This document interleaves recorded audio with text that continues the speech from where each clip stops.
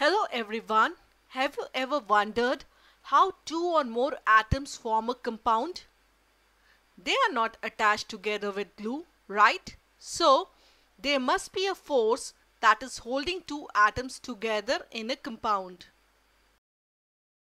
We already know that nothing happens to the nucleus of atom during formation of compound, because the change in nucleus means it will become some other element. Only electrons take part in the compound formation. Actually, only electrons of valence shell, that is, the outermost shell, take part in the formation of compound. Now, to understand why and how atoms combine, we need to understand why atoms try to form compounds at the first place.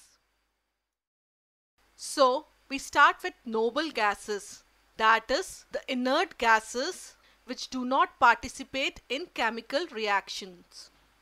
This means they are very stable.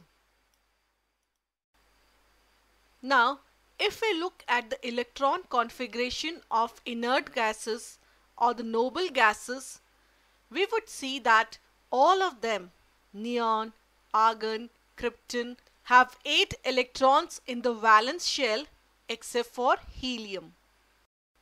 Helium only has 2 valence electrons and it has one completely filled shell. Hence, it is stable or inert. You know, the valence electrons can be easily depicted using Lewis symbol, also known as electron dot structure.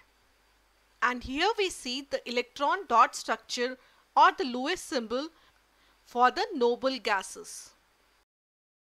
In case you are not aware, Lewis symbols are used to describe valence electron configurations of atoms and monoatomic ions. Thus, a Lewis symbol consists of an elemental symbol surrounded by one dot for each of its valence electron. Thus, in this method, we use dots to symbolize electrons of the outermost shell. So here we see the dot structure of nitrogen atom. As we already know, nitrogen has 5 valence electrons. In K shell, it has 2 electrons, and L shell, which is the outermost shell, has 5 electrons. Thus, nitrogen has 5 valence electrons. Hence, we can draw the Lewis symbol for nitrogen by putting 5 dots or valence electrons around the element symbol, that is N for nitrogen.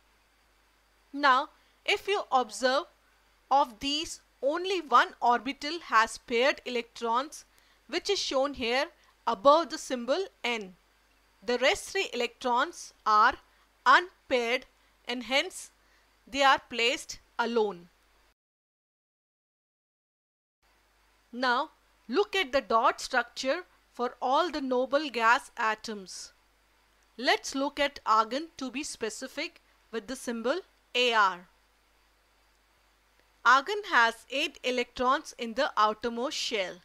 There are 2 electrons in every orbital, so we keep electrons in pairs. Thus, 4 pairs of electrons on the 4 sides of argon symbol are there. All noble gases have the similar Lewis symbol or the dot structure. Exception being helium. Helium, as we know, has 2 electrons only, which can be represented like this. But the orbital is full. Hence, we have paired electrons. So, we can assume that atom is stable if its outermost orbit is full or has 8 electrons. In fact, atoms of all elements try to achieve 8 electrons in the outermost shell, that is, try to achieve 8 valence electrons. For this, some atoms give up electrons, some accept electrons from other atoms, some share electrons with one or more atoms to achieve that 8 valence electrons. Here we see calcium, which gives away 2 electrons from the outermost shell and forms cation to achieve 8 valence electrons. Thus, by giving 2 valence electrons, calcium has achieved a full outer shell of 8 electrons.